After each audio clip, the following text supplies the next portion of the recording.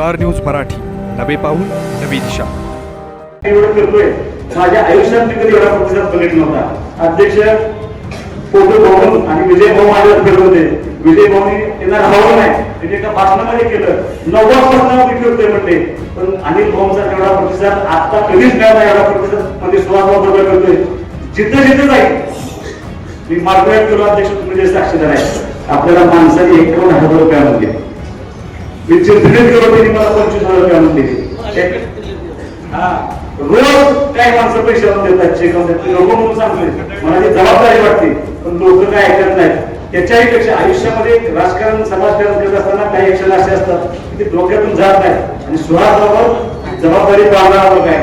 फोनमध्ये गेलो, एका महिलेला मला थांबवलं. 4-5 माझ्या माता बघित थांबल्या होत्या. मला म्हणजे औषध द्यायला त्यांनी गाडी उतरलं खाली. मी पाया पडलो. औषध घ्यायला त्यांनी मला 5,000 रुपये दिले. म्हणजे पैसे नको मला, फक्त आशीर्वाद द्या, पैसे तुम्हाला घ्यावे लागतील म्हणले. त्यांनी जबरदस्ती पैसे माझ्या हातात दिले आणि मागे फिरणार एवढं त्यांनी सांगितलं. इलेक्शनला वापरायचे म्हणून मग दिले याच्यासाठी. म्हणजे ह्या 5,000 रुपयाच्या गुणाला म्हणजे गुणाला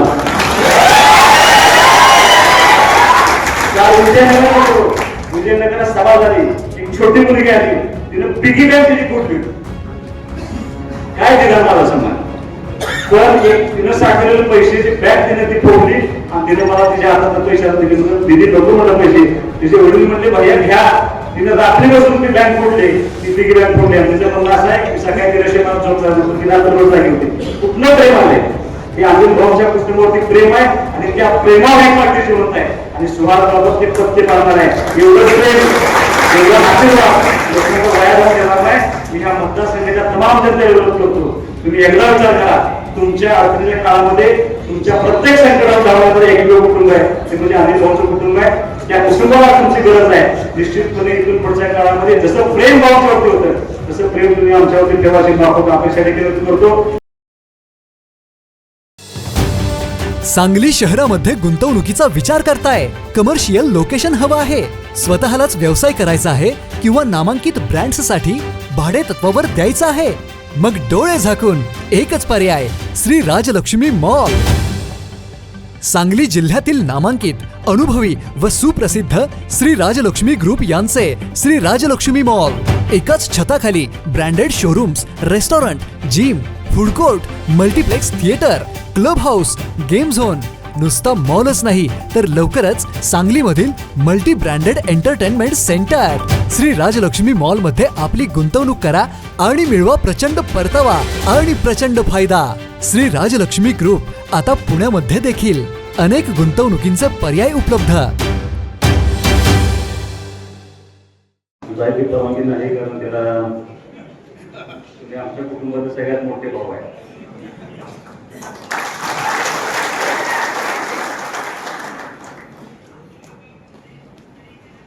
धर्मेश भाईंच्या मनोगतामध्ये एक गोष्ट जाणवली की माझ्या दृष्टीनं अत्यंत महत्वाची होती की आज खऱ्या अर्थानं धर्मेश भाई अनिल भाऊ असायला पाहिजे.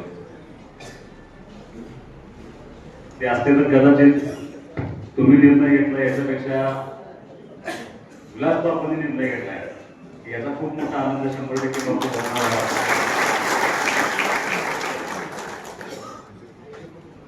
आपल्या संस्कृतीमध्ये असं म्हणणं आहे की गेलेला माणूस गेल्यानंतर सुद्धा कुठेतरी आशीर्वाद देत असतो. त्या कुटुंबाच्या पाठीमागं उभा राहण्याची भूमिका त्यांच्या पश्चात सुद्धा असते.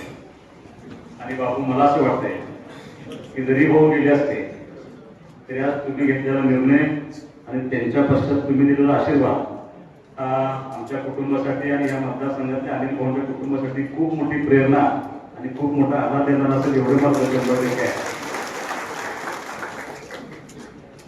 या कार्यक्रमासाठी या ठिकाणी उपस्थित ज्यांनी आता आपलं नाव व्यक्त केलं ते आदरणीय अध्यक्ष, व्यासपीठावरती उपस्थित राष्ट्रवादी अजितदादा गटाचे जिल्हाध्यक्ष आदरणीय प्रताप नाना, आदरणीय उत्तम बाबू सोते, आदरणीय आनंदराव काका पाटील, व्यासपीठावरती उपस्थित आदरणीय विनोदजी गोरे साहेब, भाजपचे जे नेते आदरणीय अनिलप्पा, आदरणीय राजू भैया, आदरणीय अमोलदादा, व्यासपीठावर उपस्थित आमचे ज्येष्ठ नेते आदरणीय दादांना, ज्यांनी आपल्या कुटुंबामध्ये येण्याचा निर्णय घेतला ते आदरणीय विलास बाबू आणि भैया, तुमचं तिथं राजकीय आयुष्य किती आहे मला माहित नाही, किती वर्ष त्यांच्याबरोबर तुम्ही 15 वर्ष तुम्ही होता, बापू तुम्ही 30-35 वर्ष होता. मी मनोगताच्या सुरुवातीला अध्यक्षांना थांबवायचं कारणच ते आहे की अध्यक्षांच्या नानांच्या समोर तुम्हाला मी शब्द देतोय, जेवढं प्रेम तुम्हाला 35 वर्षात मिळालं नाही त्याच्यात दुपटीने प्रेम तुम्हाला इथून पुढे आमच्या जबाबदारी सर्वांच्या वतीनं आम्ही घेतली, तर तुम्हाला मी अभिवचन 100% या निमित्तानं देतोय. मनोगतामध्ये खूप वक्त्यांनी मनोगत करत असताना केलेल्या कामांचं विश्लेषण करण्याचा प्रयत्न केला. बालचंद्र भैयाने त्यांच्या भाषणामध्ये एक रिअल इस्टेटचं काम करणारा माणूस शेतकरी कसा झाला याचा उल्लेख केला. महेश दाजींनी त्यांच्या मनोगतामध्ये विटा नगरपालिकेच्या क्षेत्रामध्ये या निवडणुकीच्या निमित्तानं होणारा बदल त्यांनी सांगण्याचा प्रयत्न केला. बापू, तुम्हाला एवढंच सांगतो, मला असं वाटतं की या निवडणुकीच्या पार्श्वभूमीवरती अनेक प्रवेश होत असतात, पण तुमच्या प्रवेशाला अनन्यसाधारण महत्व आहे. त्याला कारण असं आहे की अत्यंत नीतिमत्तेने आणि नैतिकतेने राजकारण करणारं तुमचं अख्खं कुटुंब आहे. कसल्याही अपेक्षेशिवाय तुम्ही आजपर्यंत इथं राहिलाय आणि इकडे येताना सुद्धा कसल्याही अपेक्षेशिवाय इथं आलाय. ते राजकारणामध्ये गरज नाही. त्यामुळे तुम्ही बोलता बोलण्याच्या वेळात म्हटलं की आमच्या कामाचा पूर्णविराम झाला. पूर्णविराम नाही, त्या मोत्याच्या माळ्याची गाठ सुटल्या लक्षात. ते गाठ सोडायचं काम धर्मेश भैया तुम्ही केले. आज एक 50 मोती कळाले. येत्या 10 दिवसात अजून काय मोती आपल्या हातात लागणार डोक्यात ठरवून झालं. आणि येण्याचं कारण एवढंच आहे, आज सुभाष बाबरकडे, अमोल बाबरकडे आणि तानाजी पाटलांकडे तुम्हाला द्यायला काहीच पैसा राखत नाही, पण निश्चितपणे त्या तिघांच्याकडे किंवा समोर बसलेल्या व्यासपीठावरती बसलेल्या सगळ्या अनिल भाऊंच्या कुटुंबाकडे तुम्हाला देण्यासाठी मान सन्मान आहे, तुम्हाला देण्यासाठी प्रेम आहे. आणि तुम्हाला प्रत्येक अडचणीमध्ये धर्मेश भैया तुमच्या भावासारखं पाठिंबा शक्ती उभं करण्याची जबाबदारी आम्ही टिकवून करण्याची जबाबदारी आम्ही तुम्हाला 100% देणार आहे. आणि म्हणून तुम्ही निर्णय करताय. कारण मी तुम्हाला मुद्दाम सांगतो, एखाद्या पार्टीचा कुटुंब प्रमुख असताना, एखाद्या कुटुंबाचा प्रमुख असताना त्याला मदत करणं खूप साधी गोष्ट आहे. पण नाना एखाद्या पार्टीचा नेता नसताना, त्या कुटुंबाचा प्रमुख नसताना त्या पाठीमागं त्या कुटुंबाच्या मागं जाण्याचा निर्णय तुम्ही घेतलाय. यामध्येच खऱ्या अर्थानं तुमची नैतिकता कळते. त्यामुळं आज थोडी जरी कदाचित तुमच्यावर सुद्धा आरोप प्रत्यारोप होत होते. रमेश भैया, तुम्हाला जर आता हळूहळू तुम्ही बोलणार नाही म्हटलंय मला. मी त्यांना विचारलं, म्हणलं आज किती वेळा बोलताय, म्हणजे त्या पार्टीत तरी बोलायची संधीच नव्हती. आमच्या सुरुवातच बोलण्यापासून केलेली. हळूहळू तुम्ही आता निश्चितपणे एका मोठ्या या शहराच्या नेतृत्वाकडे जाईल याची मला 100% खात्री आहे. बापू, काही कुटुंब राजकारणामध्ये आर्थिक ताकदीवरती उभा राहतात, काही कुटुंब राजकारणामध्ये व्यावसायिक राजकारणावरती उभा राहतात, पण समोर बसलेलं आणि अनिल भाऊंचं अख्खं कुटुंब, अनिल भाऊंची अख्खी पार्टी या मतदारसंघातल्या सर्वसामान्य माणसांच्या आशीर्वादावर उभं राहिलेली एकमेव पार्टी. कसलीही राजकीय पार्श्वभूमी नसताना एका छोट्याशा सरपंच पदापासून आमदारकीपर्यंत जो माणूस जातो, त्या माणसाच्या पाठीमागे ह्या सामान्य माणसांची शक्ती त्या निमित्तानं उभा राहिली. आणि कधी 1994 साली टेंबुयांना त्यांनी पहिल्यांदा मांडली होती. 94 साली मांडण्याची योजना 2024च्या त्यांच्या शेवटच्या श्वासापर्यंत त्यांनी त्या एका योजनेचा पाठपुरावा केला. म्हणून त्यांचा जन्म त्या योजनेसाठी झाला होता. ही भूमिका घेऊन त्यांनी ते सगळं करण्याचा प्रयत्न केला. बापू, हे सगळं करत असताना प्रत्येक वेळेला यश आले असं नाही, काही वेळेला अपयश सुद्धा आलं. 2004च्या निवडणुकीला, 2009च्या निवडणुकीला अपयश आलं. मी भावना रागारागा कंट्रोल द्यायला, आपण थांबूया, हे पाणी पिणे जर मान्य नसेल तर आपण थांबल्या. रागारागा कंट्रोल द्यायला, आपण थांबूया, हे पाणी पिणे जर मान्य नसेल तर आपण थांबलेलो बरं. भाऊ मी तेव्हा सांगितलं की त्या सरपंच पदापासून आमदारकीपर्यंत आणण्यामध्ये ज्या माणसांचा वाटा आहे त्यांच्या उपकारातून उतराई व्हायचं असेल तर त्यांच्या शेतीला पाणी दिल्याशिवाय पर्याय नाही. मी तो त्यांना शब्द दिलाय आणि मी सत्ता असू नसून मी ते काम आयुष्यभर करत राहणार. त्यांनी ते मान्य केलं. आयुष्यभर काम करण्याची भूमिका घेऊन त्यांनी ते योजना पूर्ण केली. बापू आज काही लोकांनी माझ्यावर आरोप केला म्हणजे फक्त वडिलांचं वारसा सांगतात म्हणजे स्वतःच कर्तृत्व काय. आता तुमचं कर्तृत्व पहिल्यांदा तुम्हाला सांगायला पाहिजे मग मी माझं कर्तृत्व सांगतो. ज्या वेळेला हे भाऊने आम्हाला सांगितलं होतं त्यावेळेला मला असं वाटतं की आपण सुद्धा राजकारणामध्ये आलं पाहिजे. आपल्या वडिलांना मदत केली पाहिजे. जर अनिल भाऊ आमदार झाले तर निश्चितपणे ह्या मतदारसंघामध्ये काहीतरी बदल होईल. आम्ही कामाला सुरुवात केली. 2012 साली मी पंचायत समितीला निवडून आल्यानंतर उपसभापती म्हणून मला त्या ठिकाणी काम करण्याची संधी मिळाली. गुलाला न्हावून निघालो होतो. रात्री झोपलो. सकाळी 6 वाजता मला पहिला होणार टँकर आला नाही. टँकर कशाचा? पिण्याच्या पाण्याचा. 200 टँकर खानापूर तालुक्याला पिण्याच्या पाण्याचे चालू होते. तीच अवस्था आटपाडी तालुक्याची होते. त्यावेळेला आमदार कोण होतं? ती जबाबदारी आम्हीच पार पडतो. पंचायत समितीला जी पंचायत समितीनं पिण्याचं पाणी टँकर चालू केलं त्या पंचायत समितीनं एकूण 2012 ते 2017 केलेलं तर कामाचा उल्लेख केला तुम्हाला सुरुवात कर्तृत्व 100% कळेल. आणि माझं कर्तृत्व तुम्हाला सांगायचंच असेल तुम्हाला एकाच वर्षात सांगतो माझं कर्तृत्व काय आहे. 2012 साली सुभाष बाबरची एंट्री त्याच्यानंतर तुम्हाला विजय मिळालेला नाही.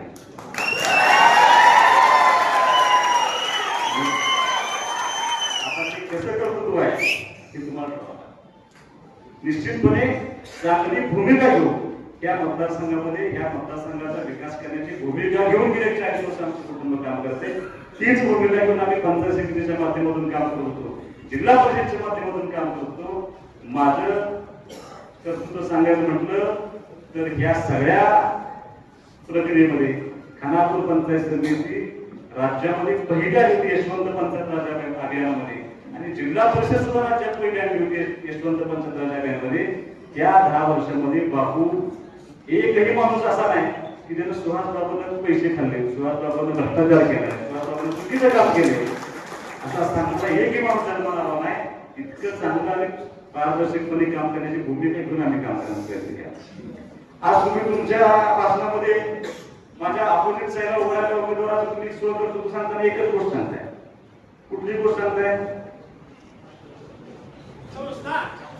नाही संस्था आपण माझा विषय उलटा शहर स्वच्छतेमध्ये राज्यात पहिला खानापूर शहर तुम्हाला देशात आणि त्याच्यामध्ये तुमचा एकट्याचा वाटा आहे का? या विटा शहरात राहणाऱ्या अत्यंत साध्या माणसापासून त्या श्रीमंत माणसापर्यंत स्वच्छता कर्मचाऱ्यांच्या पासून नगरपालिकेच्या सीओ पर्यंत या सगळ्यांनी त्याचा वाटा घेतला म्हणून तुम्हाला ते श्रेय मिळाले. तुम्ही ते फुकटचं श्रेय घ्यायला नाही. त्यात आमचे सुद्धा नगरसेवक होते, धर्मेश भाई सुद्धा नगरसेवक होते.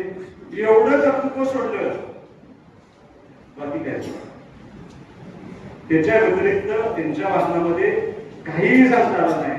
आणि त्यांचं कर्तृत्व काय बाबू हे मी सांगण्यापेक्षा तुम्हाला काय सांगायला नाही पाहिजे. आता मी काय सांगेन त्यामुळे मी फास्ट त्यावर काय बोलणार नाही. पण मी तुम्हाला हे सरळ सांगत असताना कदाचित तुम्हाला आठवतंय ना आठवतंय बापू बघा मी जरा थोडी माहिती घ्यायचा प्रयत्न केला म्हणून मी मला सगळं घेऊन आणतो.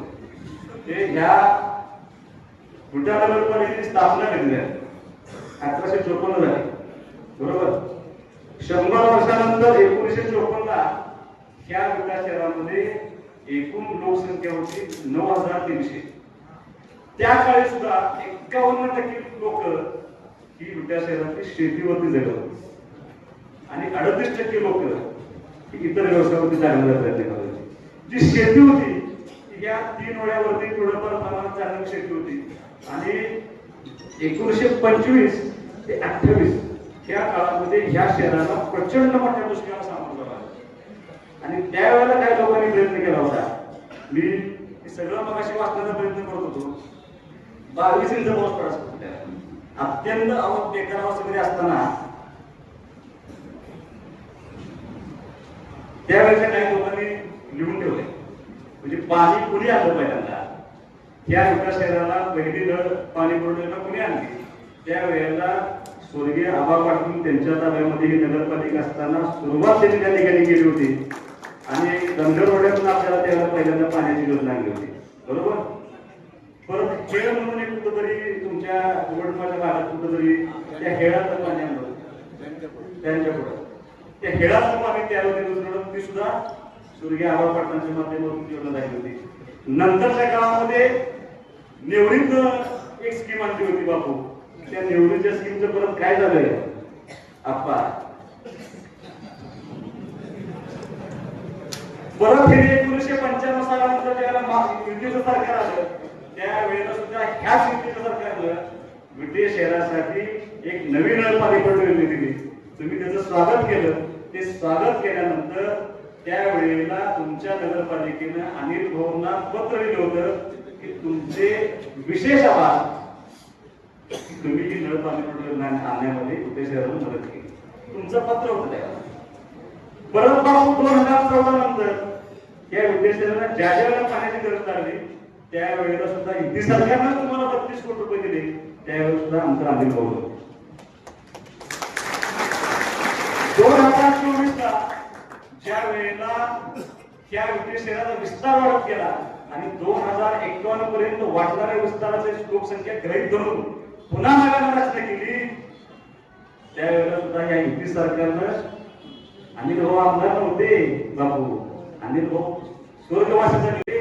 या सुहासबाबांना अमोल बाबा त्या ठिकाणी शासनाच्या मागे लागून 87 कोटी रुपये ज्या गावाचं नेतृत्व तुम्ही करता त्या गावाला 2055 पर्यंत लागणाऱ्या पाण्याची उपलब्ध भविष्यात लागणारे पाणी गृहीत करून ती 87 कोटी रुपयाची योजना आम्ही दिलेली असते.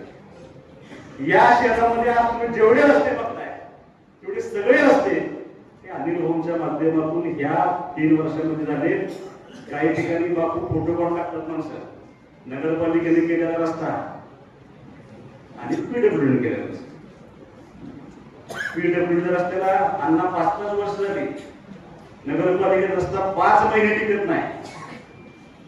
आणि माझ्या आरोप केला की टेम्पो योजनेच्या 1200 कोटीच्या कामामध्ये तुम्हाला टक्केवारी किती मिळाली. आजचा आरोप आहे माझ्यावर. आता टक्केवारीचा बादशाह कोण आहे?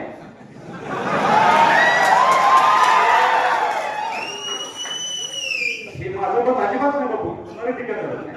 मी लोकांची मत तुम्हाला सांगतो. म्हणजे या मतदारसंघामध्ये या जिल्ह्यामध्ये जेवढ्या नगरपालिका आहेत, जेवढ्या स्थानिक स्वराज्य संस्था आहेत, त्या सगळ्या स्थानिक स्वराज्य संस्थांमध्ये ज्या वेळेला एखादं अध्यक्ष टेंडर होतं ते टेंडर विरोध जातं काय, म्हणजे पीडब्ल्यूडी जातं, पंचायत समिती जातं, जेडपीला जातं. एकमेव नगरपालिका आहे जिथं 9% अबाउट इंटरेस्ट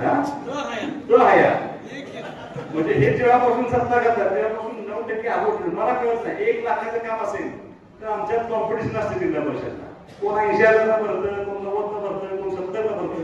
त्यांच्याकडे मात्र 1 लाखाचं काम असतं, 1,09,000 ते 9,000 अधिक याचं 20,000 आणि मग त्या कॉन्ट्रॅक्टरचा नाही होतो आणि मग त्या कामाची दुर्दशा होते. त्यामुळे या गोष्टी मला असं वाटतं की अजिबात ते आपली चुकीच्या करण्यामध्ये मजा नाही. आपल्याकडे प्रगत आहे, आपल्याकडे संस्कृती आहे, गेलेल्या माणसावर शक्यतो बोलू नये. पण दुर्दैवानं आजही म्हणजे पहिल्या दिवसापासून आज सुद्धा आम्ही भाऊंवरती बोलण्याचा प्रयत्न होतोय. कशासाठी त्यांचं नाव काढताय आणि बोलताना कुठल्या भाषेमध्ये बोलताय. वेदना आम्हाला होता, मी त्याच्यात फारसं बोलणार नाही. पण त्या अनिल भाऊंवरती बोलताना काल त्यांनी परवाशी एका वाटण्यात असं सांगितलं की अनिल भाऊ गद्दार आहे, 50 कोटी रुपये खोके घेतले निवडून गेले. 50 कोटी जर मी घेतले असते, माझा निवडणुकीचा फॉर्म भरता त्यात सगळी माहिती आहे. अजून आमच्या सोसायटी निवडणुकीला सोसायटी भरल्याशिवाय उभा राहता येत नाही म्हणून सोसायटी भरली. असं असताना सगळ्या जगाला अनिल भाऊ काय होते ते माहिती आहे. अनिल भाऊनी पैसे कमवायचे नसते आणि त्या पद्धतीने राजकारण केलं असतं तर तुम्ही 4 ला पण आमदार झाला नसता, तुम्ही 9 ला पण आमदार झाले. पण ती भूमिका त्यांची गरज नव्हती, ते संस्कार त्यांनी त्या ठिकाणी देण्याचा प्रयत्न केला आणि बापू गद्दार म्हणून आमच्यावरती आरोप केला. आणि कुणी करावा आरोप? आम्ही पक्ष सोडला म्हणून आरोप केला. आणि ज्यांनी आरोप केला त्यांचा ह्या 4 महिन्यातला 5वा पक्ष प्रवेश. आणि त्या माणसात ते सांगतात की हे गद्दार आहे आणि मी दल बोलतोय.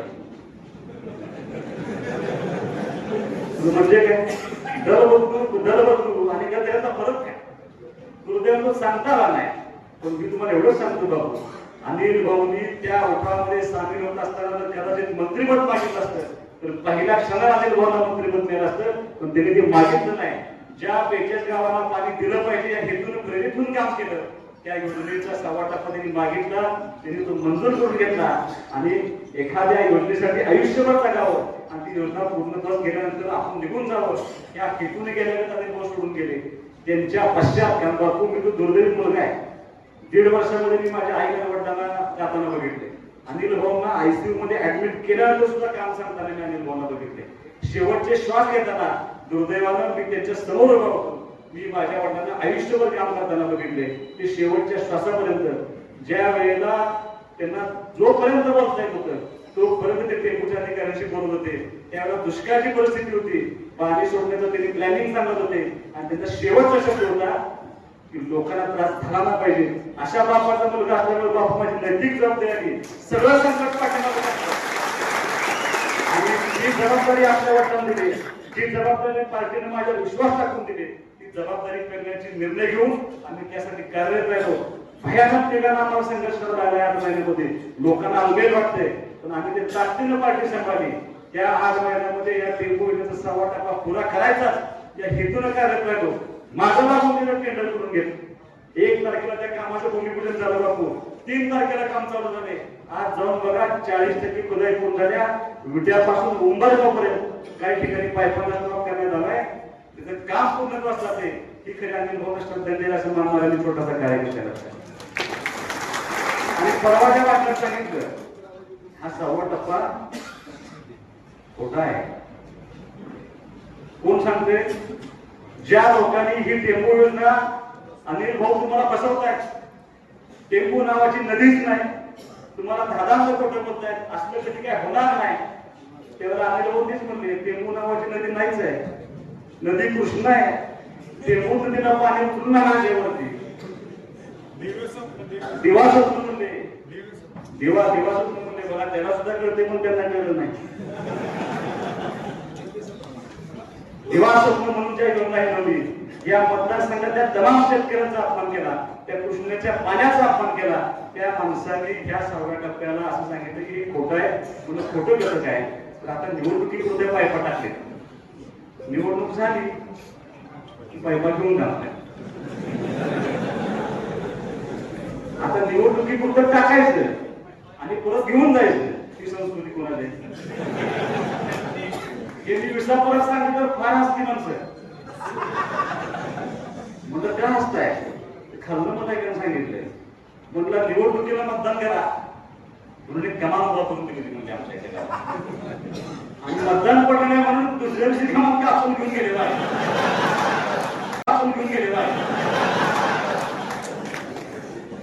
ही संस्कृती मला असं वाटतं की राजकारणामध्ये अजिबात नसते. हातात खोटे आरोप करायचे, काही सांगायचे. अनिल भाऊ कधीच तुम्हाला सांगत नव्हते की मला जनक म्हणा म्हणून. अनिल भाऊची कधीच अपेक्षा नव्हती की मला जनक म्हणा म्हणते. जाहीर भाषणात सांगत होते की मी जनक नाही, पण मी या योजनेला जन्म घातला म्हणजे त्याची योजना तयार करून दिली आणि शेवटपर्यंत त्या पाठपुरावा योजना पूर्ण करतोय. बापू अनिल भाऊंच्या ही योजना त्यांनी मांडली, त्यांनी पूर्ण केली. याचं कुणाला सर्टिफिकेटची आवश्यकता नाही. राजकारण करत असताना, समाजकारण करत असताना काही घटना अशा घडतात की ज्या वेळेला या 6व्या टप्प्याचं काम चालू झालं, ज्या वेळेला पायपा उंबरगावपर्यंत गेल्या त्यावेळेला त्या गावातल्या सगळ्या माझ्या माता भगिनी, सगळी तरुण मुलं, सगळी ज्येष्ठ मंडळी त्या कार्यक्रमात त्यांनी पायपा पोचल्या. अनिल भाऊच्या नावाच्या घोषणा दिल्या. एक फोटो अनिल भाऊचा ठेवला होता.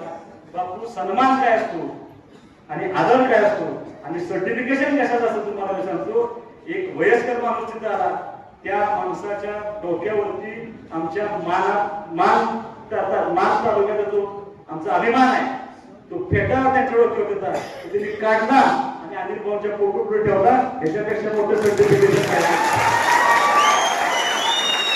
काय काही लागणार नाही. तुम्ही मी ठरवून चालत नाही, ते आम लोकांनी त्या ठिकाणी ठरवले आणि ती भूमिका घेऊन ती जबाबदारी घेऊन आम्ही त्या ठिकाणी काम करण्याचा प्रयत्न करत आहोत.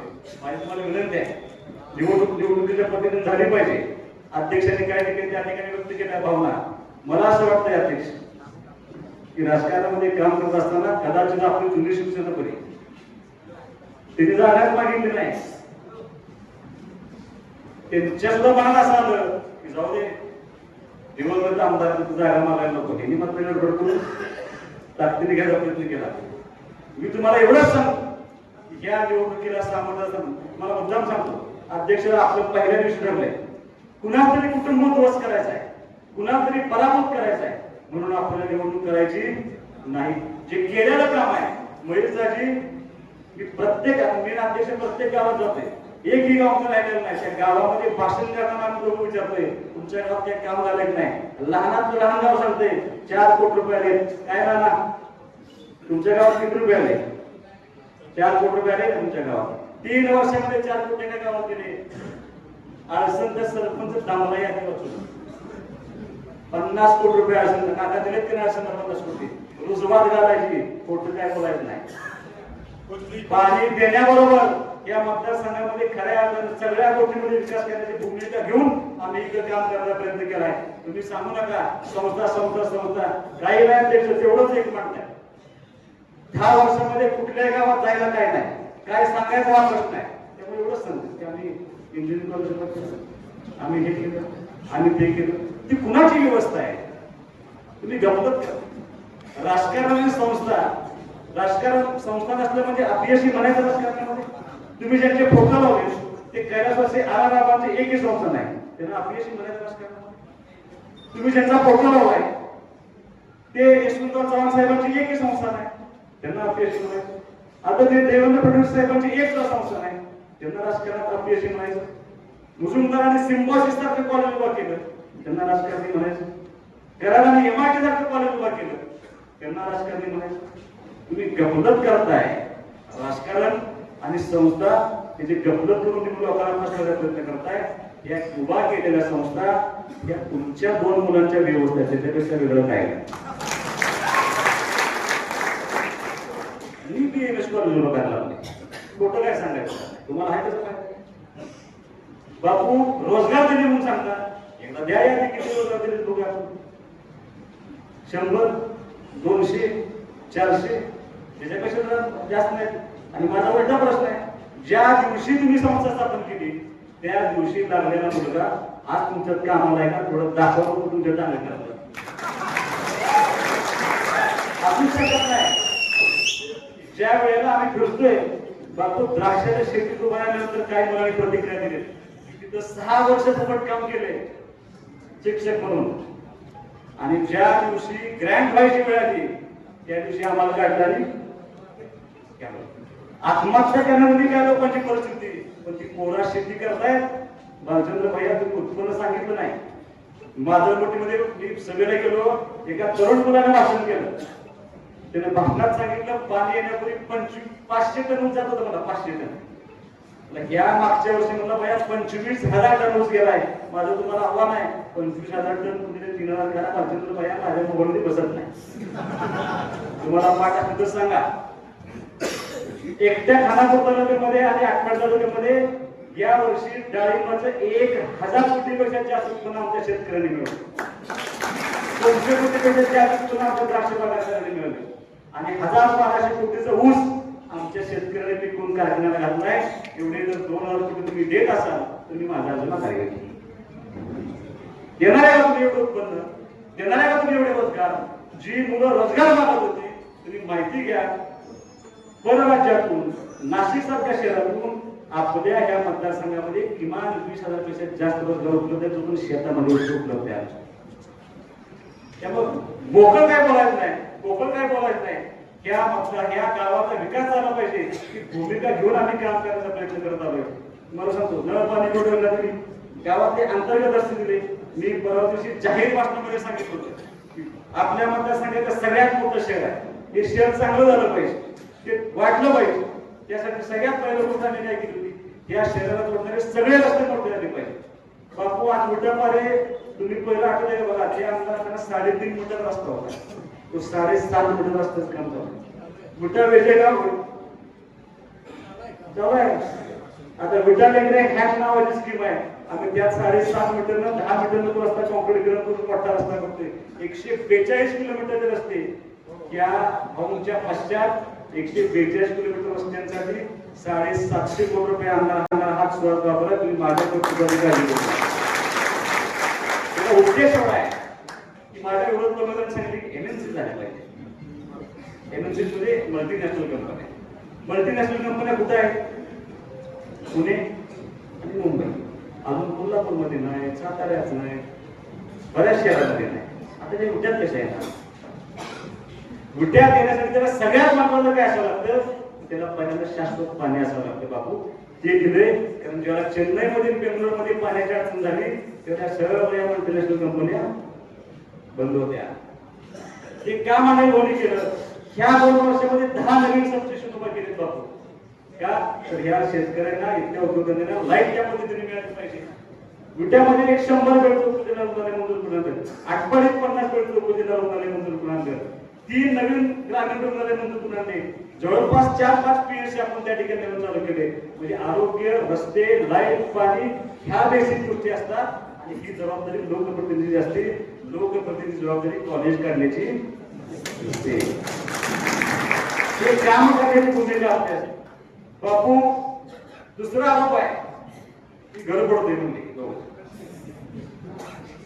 बोलायला नाही पाहिजे. तुम्हाला मुद्दाम सांगतो, लाडातलं बोलणार नाही. मी जंग बांधला होता. माझ्या वडिलांनी ते हयात असताना जे शब्द दिले होते ते सगळे शब्द मी शहाजीला द्यायला लावलं होतं. कोण आम्हाला आठव. एकही माणूस असा म्हणणार नाही पाहिजे की अरे अनिल भाऊ गेले माझं काम आहे. त्या तुमच्या घरात सुद्धा काय माणसं नाव घेणार नाही. त्याच्यानंतर मी काम करून दिले. अनिल भाऊंच्या नंतर किती मोठी रक्कम वाचवली त्या बिचाराच्या जीवाला माहित असेल की काम करून देण्याची आणि मला सांगणार पण नाही. पण ज्याला मदत केली त्याने एकदा येऊन सांगायचं सुराजबाबत म्हणलं होतं आमचं काम करत ते सांगावं सांगावं मी तुमच्या टांगत घर फोडण्याचा नाही, घर टिकवण्याचा. या शहरातला या मतदारसंघातला प्रत्येक माणूस टिकवण्याची भूमिका घेऊन आम्ही त्या ठिकाणी काम करतोय. बापा तुमचं घर फोडलं ना, तुम्ही एकत्रितपणे नाही पाहिजे. काही गोष्टी तुम्हाला पटल्या नाही, काही गोष्टी तुम्हाला आमच्या चांगल्या वाटल्या म्हणून तुम्ही आमच्या येण्याचा प्रयत्न केला. मला असं मुद्दाम तुम्हाला सांगायचं आहे की राजकारणामध्ये विकासाची भूमिका घेऊन आम्ही काम करण्याचा प्रयत्न करतोय. कोणाला तरी संपवायचं आहे, कोणाला तरी अडवायचं आहे. आता टीका होत राहणार अध्यक्ष. आता पातळी घातरायला लागली. आता का घातरायला लागली? पराभव दिसायला लागलाय. पराभव दिसायला लागलाय बापू. मी राजकारणात यशस्वी होणार आहे काय होणार आहे मला माहित नाही. पण मी राजकारण करत असताना आणि मी माझ्यापेक्षा मोठा भाव आहे मला, माझ्यापेक्षा वयाने मोठा आहे. 3 वर्षाचा माझ्यापेक्षा मोठा आहे. अध्यक्ष 35 वर्ष भाऊचं काम केले ते वयाने मोठे. अनिल भाऊंच्या बरोबर 40, 50 वर्ष. विजय भाऊ पाटील 10 दिवस झाले माझ्या बरोबर 24 तास करते. या सगळ्या मंडळींचा माझा विश्वास आहे ना. मी राजकारण करत असताना उमेदवारी अर्ज बघताना मला कधीही भावाची माफी मागावी लागली नाही, कधीही तुझं भावाची माफी मागावी लागली नाही.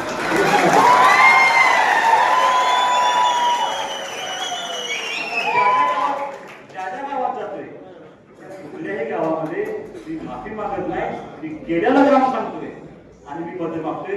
तुम्हाला सुद्धा माझी विनंती आहे, त्याच्या पुढे मी कुणाला काय बोलणार नाही. पण जे काम केले ते काम करून त्या माणसांच्या पर्यंत घेऊन जावा. शेवटच्या घटकापर्यंत आपलं काम पोहोचण्याची जबाबदारी आपली आहे. ते सगळं घेऊन जाण्याचा निश्चितपणे आपण सर्वांनी प्रयत्न करावा. मी तुम्हाला एवढंच सांगतो, अनिल भाऊंच्या वरती प्रश्न उपस्थित करत होते की ह्या टेम्पो योजनेचे श्रेय एकट्याचं नाही. मी 10 वर्षाचा तुम्हाला अनुभव होत आहे. 10 वर्ष तुम्हाला आमदारकी मिळाली होती. त्या काळामध्ये मध्ये खूप काम झालं. मी जाहीर भाषणामध्ये सांगतो, आपल्या जिल्ह्याचे नेते आणि राष्ट्रवादीचे प्रदेशाध्यक्ष आदरणीय जयंतराव पाटील साहेबांना मी मनापासून आभार मानतो. त्यांनी आज भाषणात सांगितलं 2003 साली मी अर्थमंत्री असताना मोहम्मद फजल तत्कालीन राज्यपाल होते, त्यांना घेऊन मी आलो आणि किती 1500 कोटी रुपये दिले त्यावेळेला अनिल भाऊ सर होते. तुमच्यावर अनिल भाऊच्या माहिती आणायला होती. 2019 मध्ये 8 टीएमसी पाण्याचं आरक्षण पाहिजे होतं. ते 8 टीएमसी पाण्याचं आरक्षण मी करून दिलं. यावेळेस सुद्धा आमचे अनिल भाऊ होते आणि ते तुमच्या बरोबर होते. याचा अर्थ असा आहे जे केलंय ते अनिल भाऊनी केले. लक्षात घ्या. जाहीर भाषणामध्ये कबूल केले. साहेब याच्यापेक्षा मला तुमचं काही बोलायचं नाही, पण तुमचा हा अनिल भाऊंचा अख्खा मतदारसंघ तुमचा मनापासून आभार मानतो. विरोधात जरी असता जाहीर कबुली दिल्या त्या अनिल भाऊनी या मतदारसंघात ते तुमचं काम करायची भूमिका घेतली. माझी तुम्हाला विनंती एवढीच आहे बाबा, फक्त हे सगळं करत असताना भविष्यामध्ये राजकारण काय करायचं आहे म्हणजे शेवटी असं आहे. एमएमसी येण्यापूर्वी मला असं मत आहे की ह्या आपल्या विद्यार्थ्यांचा मुख्य व्यवसाय पोल्ट्री आणि यंत्रमाग आणि त्याच्याकडे बघितलं पाहिजे. मग मल्टीनॅशनल कंपनीत चर्चा करा. ते सक्षम होण्यासाठी काय करायला पाहिजे ती भूमिका घेऊन आम्ही हळूहळू जातोय पुढं. हे सगळं करत असताना तुम्हाला माझी विनंती आहे, मी आयुष्यामध्ये 2 निवडणुका केली. एक पंचायत समितीची केली, एक जिल्हा परिषदची केली. पंचायत समितीचं तिकीट मागायला भावना गेलो. तिकीट मागल्यानंतर भाऊ मला म्हणले तुझ्या बापाची पार्टी नाही म्हणते. सर्वसामान्य माणसाने उभा केलेली पार्टी त्यांनी मला येऊन सांगितलं पाहिजे. मी रामभाऊ देवकरला देवकर भावना भेटतो, प्रकाश नानांना भेटतो वाळूच्या, आमच्या शंकरांना आता हयात नागसाळ शिंदे त्यांना भेटतो, उत्तम दात्यांना जानकरांना भेटतो. म्हटलं मला तिकीट पाहिजे, तुम्ही सगळ्यांनी भाऊला सांगायला पाहिजे. ही सगळी मंडळी म्हणून येते म्हणे आली आणि भाऊंना सांगितलं की त्याला उभा करा, त्याला तिकीट द्या. त्याला भाऊनी सांगितलं होतं की त्याला तिकीट देतो पण माझे एक अट आहे म्हणजे प्रचाराला मी येणार नाही. आणि भाऊ प्रचाराला आले नाही. भाऊ सगळी वेळ मी पंचायत समितीला लढलो, भाऊ माझ्या प्रचाराला आले नाही. मी झडपीला लढलो, भाऊ माझ्या प्रचाराला आले नाही. दादा 2 निवडणुका नगरपालिकेच्या लढला, त्याच्या वाट्यात फक्त एकदा पराभव झाला, एकदा विजय झाला. त्याच्या वाट्यात भाऊ कधीच प्रचार आले नाही. त्यांनी ते तत्व पाळलं होतं. मनाला वाईट वाटतं की आयुष्यातल्या 2 निवडणुका लढलो, बाप बरोबर नव्हता आणि आज दुर्दैवानं आयुष्यातल्या सगळ्यात मोठ्या निवडणुकीत सामोरत असताना बाप बरोबर नाही. पण मला एवढं तुम्हाला सांगायचं आहे की बापू वडील बरोबर त्यांची खंत मनामध्ये 100% आहे. पण तुमच्यासारख्या ज्येष्ठ माणसांमध्ये कुठं तर त्यांचा अंश आहे. ते गेल्यानंतर तुम्हाला बापू आमच्या शंकरांना आता हयात नागसाळ शिंदे त्यांना भेटतो, उत्तम दात्यांना जानकरांना भेटतो. म्हटलं मला तिकीट पाहिजे, तुम्ही सगळ्यांनी भाऊला सांगायला पाहिजे. ही सगळी मंडळी म्हणून येते म्हणे आली आणि भाऊंना सांगितलं की त्याला उभा करा, त्याला तिकीट द्या. त्याला भाऊनी सांगितलं होतं की त्याला तिकीट देतो पण माझे एक अट आहे म्हणजे प्रचाराला मी येणार नाही. आणि भाऊ प्रचाराला आले नाही. भाऊ सगळी वेळ मी पंचायत समितीला लढलो, भाऊ माझ्या प्रचाराला आले नाही. मी झडपीला लढलो, भाऊ माझ्या प्रचाराला आले नाही. दादा 2 निवडणुका नगरपालिकेच्या लढला, त्याच्या वाट्यात फक्त एकदा पराभव झाला, एकदा विजय झाला. त्याच्या वाट्यात भाऊ कधीच प्रचार आले नाही. त्यांनी ते तत्व पाळलं होतं. मनाला वाईट वाटतं की आयुष्यातल्या 2 निवडणुका लढलो, बाप बरोबर नव्हता आणि आज दुर्दैवानं आयुष्यातल्या सगळ्यात मोठ्या निवडणुकीत सामोरत असताना बाप बरोबर नाही. पण मला एवढं तुम्हाला सांगायचं आहे की बापू वडील बरोबर त्यांची खंत मनामध्ये 100% आहे. पण तुमच्यासारख्या ज्येष्ठ माणसांमध्ये कुठं तर त्यांचा अंश आहे. ते गेल्यानंतर तुम्हाला बापू असं वाटतं की आपण ह्या मुलाचं तुम्हाला माझी विनंती आहे की सगळं करत असताना शेवटी शत्रूला मी कमी लेखणार नाही. ते आता रोज म्हणत आहेत की आम्हाला खोक्यांची भेट आहे. आता खरे पैसे त्यांचं माझ्याकडे रेकॉर्डिंग आहे. त्यांनी जयंत पाटील असं भाषणात सांगितलं सगळं बाकी ओके ठीक आहे, फक्त द्या तुमच्याकडे पैसे. ही पैशाने कमी आहे तर कुणाला कमी लेखायचं नाही. कुणाला त्या विधानसभेच्या निवडणुकीला तुम्हाला माझी विनंती आहे, फक्त 14 दिवस राहिले. सगळी मंडळी आपल्या बरोबर येत आहे. हे 14 दिवस मला तुमच्या आयुष्यातले अनिल भाऊंसाठी त्यांच्या कुटुंबासाठी पाहिजे. तुम्ही रात्रीचा दिवस करा, ताकदीनं आपलं चिन्ह धनुष्यबाण आहे. धनुष्यबाणाचं चिन्ह या मतदारसंघातल्या शेवटच्या माणसांच्या पर्यंत पोहोचवा. बूथ निहाय काम त्या ठिकाणी बाबा केलं पाहिजे, जागा राहून काम केलं पाहिजे. मला निश्चितपणे अशा निवड करतोय. माझ्या आयुष्यात मी कधी एवढा प्रतिसाद बघितला नव्हता. अध्यक्ष फोटो बघून आणि विजय भाऊ माझ्यावर फिरत होते. विजय भाऊनी त्यांना राहवलं नाही, त्यांनी एका भाषणामध्ये केलं 90% मी फिरतोय म्हणते. पण अनिल भाऊंचा एवढा प्रतिसाद आता कधीच मिळाला. एवढा प्रतिसाद मध्ये सुहासभाऊ बरोबर करतोय. जिथं जाईल मी मागण्यात केलो अध्यक्ष, तुम्ही जे साक्षीदार आहे. आपल्याला माणसाने 51,000 रुपये आणून दिले. मी चिंतनेत गेलो, त्यांनी मला 25,000 रुपये आणून दिले. रोज काही माणसं पैसे आणून देतात, चेक आणून देतात. नको म्हणून सांगतोय, मला ती जबाबदारी वाटते. पण लोक काय ऐकत नाहीत. त्याच्याही पेक्षा आयुष्यामध्ये राजकारण समाजकारण करत असताना काही क्षण असे असतात की ते डोक्यातून जात नाहीत. आणि सुहासबाबत जबाबदारी पाळणारा वर्ग आहे. फूडमध्ये गेलो, एका महिलेला मला थांबवलं. 4-5 माझ्या माता बघितलं थांबल्या होत्या. मला म्हणजे औषध द्यायला मी गाडीत होतो खाली, मी पाया पडलो, औषध केल्याकडे त्यांनी मला 5,000 रुपये दिले. बाया म्हणजे पैसे नको मला, फक्त आशीर्वाद द्या, पैसे तुम्हाला घ्यावे लागतील म्हणले. त्यांनी जबरदस्ती पैसे माझ्या हातात दिले आणि मागं फिरणार एवढंच त्यांनी सांगितलं. इलेक्शनला वापरायचे म्हणलं, मग दिले कशासाठी? म्हणजे ह्या 5,000 रुपयाचा गुलाल आणले, गुलाल.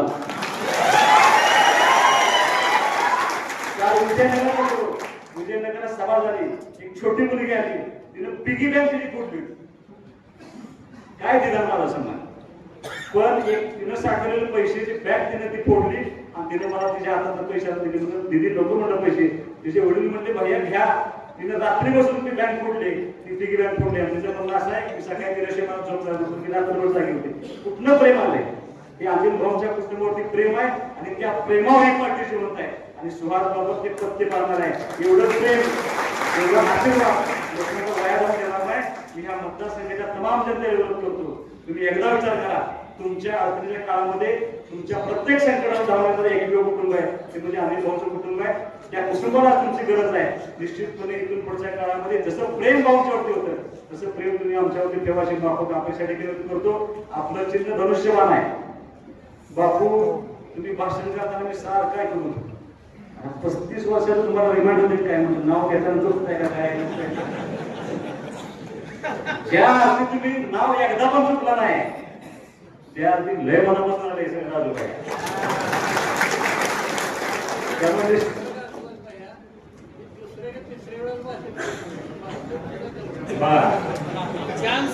निश्चितपणे आज तुम्हाला आम्ही अनिल भाऊच्या जागी बघतोय. त्यांचा अंश आज तुमच्यामध्ये 100% असेल. धर्मेश भाई इथून पुढे आमच्या भावासारखं असेल, त्यांना कुठेही कमी पडून देणार नाही एवढं अभिवचन देतो आम्ही सांगतो. जय हिंद, जय महाराष्ट्र. आपल्या परिसरातील लेटेस्ट बातम्या पाहण्यासाठी स्टार न्यूज मराठी यूट्यूब चॅनलला आत्ताच सबस्क्राईब करा.